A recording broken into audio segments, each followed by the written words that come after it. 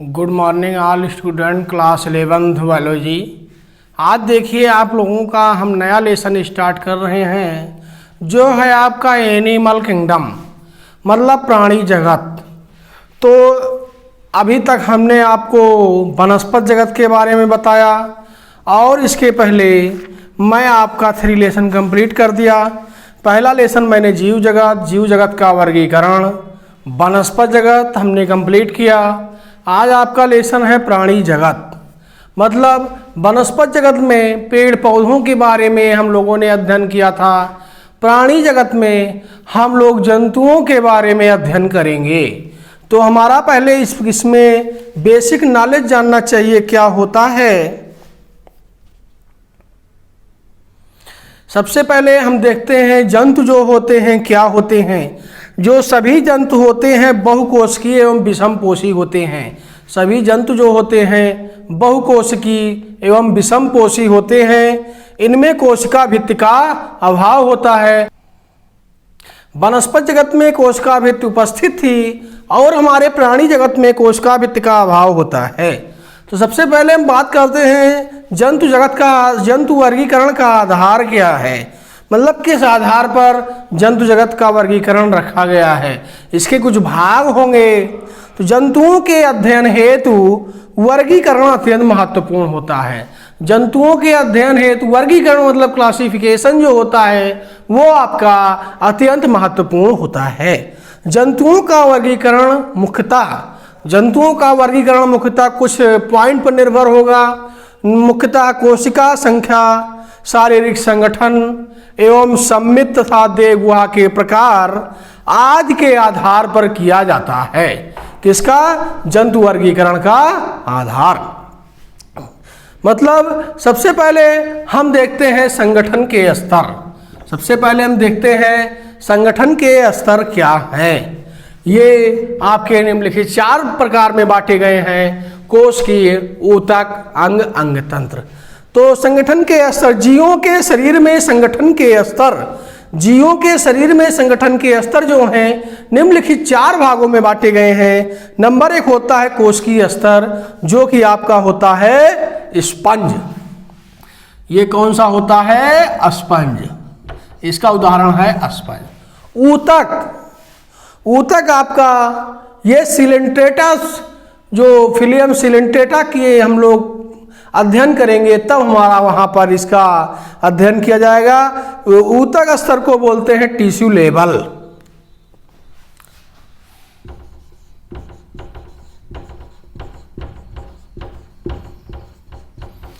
अगला है हमारा अंग। तो अंग स्तर हम लोग अंग स्तर का अध्ययन किसमें करेंगे? प्लेटीहेल्मिन्थेज में करेंगे, जिसको ऑर्गन लेवल बोला जाता है। लास्ट स्तर है हमारा अंग तंत्र स्तर।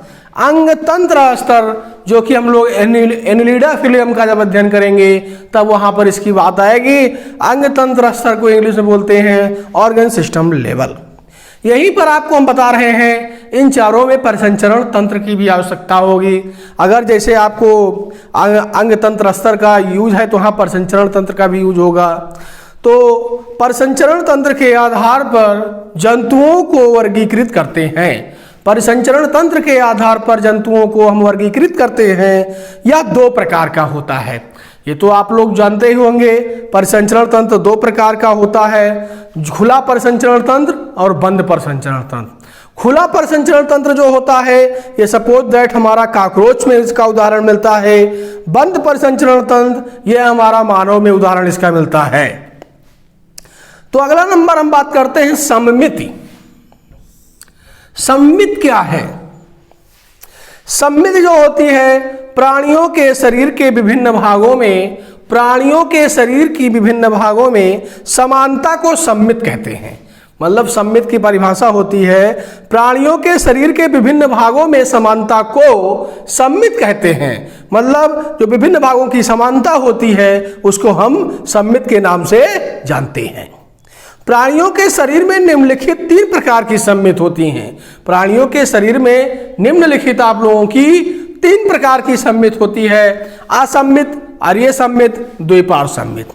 असम्मित का मतलब उदाहरण है स्पंज। और ये सममित का मतलब सीलेंट टेट्राटोनोफोर इकाइनोडर्म। द्विपार्श्व सममित एनिलिड्स आर्थ्रोपोडा, मतलब एनिलिडा और आर्थ्रोपोडा। उसके बाद हम बात करते हैं आप लोगों से जनन स्तर क्या है। जनन स्तर के आधार पर जंतु द्विकोरकी और त्रिकोरकी होते हैं। मतलब जनन स्तर के आधार पर जंतुओं को दो भागों में, मतलब द्विकोरकी और त्रिकोरकी होते हैं। कुछ जंतुओं में देहगुहा जो होती है ये केवल द्विभ्रूणीय स्तरों, मतलब एक्टोडर्म और एंडोडर्म की बनी होती है। एंडोडर्म और एक्टोडर्म की बनी होती है, जिन्हें द्विकोरकी जंतु कहा जाता है। मतलब जिन कोशिकाओं की देहगुहा एंडोडर्म और एक्टोडर्म की बनी हो उन्हें द्विकोरकी कहा जाता है। जो कि दो भ्रूणीय स्तर से बनी हो। द्विभ्रूणीय स्तर का मतलब होता है एक्टोडर्म और एंडोडर्म। जैसे उदाहरण में आपका हो गया सीलेंट्रेटा। अगला बता रहे हैं आपको, उसका मतलब है वे जंतु जिनके विकसित भ्रूण में तृतीय भ्रूणीय स्तर मीसोडर्म होता है, मतलब उन दोनों के अलावा तीसरा भ्रूणीय स्तर होता है, तब उसको बोला जाता है त्रिकोरकी कहते हैं। जैसे आपका प्लेटीहेल्मिन्थीज कार्डेटा हो गया। तो हमारा जनन स्तर जो होता है कितने में है? द्विकोरकी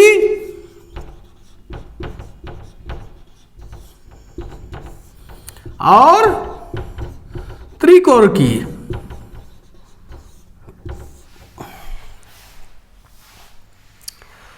आगे हम बात करते हैं आपसे प्रगुहा, मतलब देह गुहा क्या है? जंतुओं में देहभित्ति मतलब बॉडी वॉल, देहभित्ति का मतलब बॉडी वॉल, शरीर की दीवाल। जंतुओं में देहभित्ति तथा पाचन नली के मध्य द्रव से भरी एक देह गुहा होती है। जंतुओं में देहभित्ति तथा पाचन नली के मध्य द्रव से भरी एक देह गुहा होती है, जिसे हम मध्य जनन स्तर से स्तरित करते हैं। जो कि मध्य जनन स्तर से स्तरित होती है, इसे वास्तविक देह गुहा कहा जाता है। और इसके आधार पर, मतलब इसी देह गुहा के आधार पर जंतु आगुहीय मतलब स्पंज सीलेंटेटा, कुट मतलब जो जंतु होते हैं आगुहीय, कूटगुहीय, प्रागुहीय। मतलब आगुही का मतलब ये सीलेंटेटा स्पंज में है, कूटगुही इसके हेल्मेंथीज में है, और प्रागुही एनिलिडा एंड कार्डेटा में है। तो देह गुहा कितने में है? आगुहीय,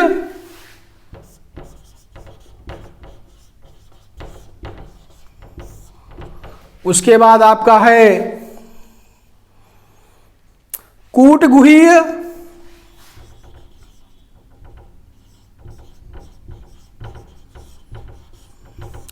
प्रागुहीय, 3 में हो गया। उसके बाद हम आपसे अगला बात करते हैं खंडी भवन। खंडी भवन क्या है? कुछ जीवों का जो शरीर होता है अनेक इकाइयों में बटा रहता है। इन इकाइयों को खंड तथा इस प्रकार के खंड में बटने के गुण को विखंडन या खंडी भवन कहते हैं। उदाहरण में जैसे आपका हो गया एनिलिडा और आर्थ्रोपोडा। लास्ट पॉइंट हम आपसे बात करते हैं पृष्ठरज्जु क्या है। पृष्ठरज्जु यह मध्यस्थ त्वचा से बनी छलनुमा संरचना होती है। यह भ्रूणीय विकास के समय कुछ जंतुओं की पृष्ठ सतह में पाई जाती है। मतलब कुछ कार्डेट जंतु होते हैं, उनकी पृष्ठ सतह में पाई जाती है। इसकी उपस्थिति और अनुपस्थिति के आधार पर जंतुओं को 2 वर्गों में बांटा गया है। पहला वर्ग है आरुज्जकी, दूसरा है रज्जुकी। तो आरुज्जकी ऐसे जंतु जिनमें पृष्ठरज्जु नहीं पाए जाते हैं, जैसे आपका संगपोरीफेरा से गाइनोडर्मेटा तक, ये आपके आरुज्जकी में आते हैं। रज्जुकी ऐसे जंतु जिनमें पृष्ठरज्जु पाए जाते हैं, जैसे आपका मछली और मानव। इसके बाद हम आपसे बात करेंगे अगले टर्न पर, अगले वाले वीडियो पर, जंतु जगत का वर्गीकरण किसने किया था। उसके बाद हम आपको सीधे ले चलेंगे संघ पोरीफेरा पर। Okay, thank you.